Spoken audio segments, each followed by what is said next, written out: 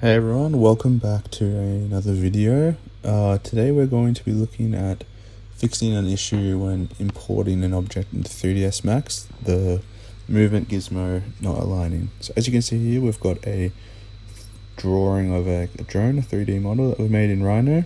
We're going to first go in and export the selected object, save it anywhere really, give it a name.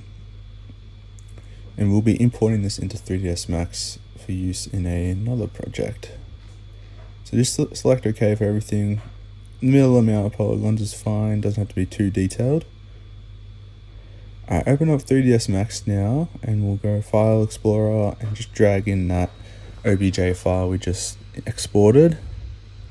Okay, as you can see here, we've got our drone in the scene, but if you notice that the movement gizmo is offset here, it's not actually aligned to the object. Makes it really difficult to have precise control of it. To fix this, we want to go over to the hierarchy tab here. Then we're going to select Effect Pivot Only, and you'll see the gizmo over here changes form, and we go Center to Object. And then we deselect Pivot Only, and as you can see, now the movement gizmo is aligned to the drone. This allows for more precise controls and it just makes it a lot easier to maneuver in a larger scene.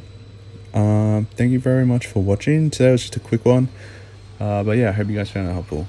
Thanks.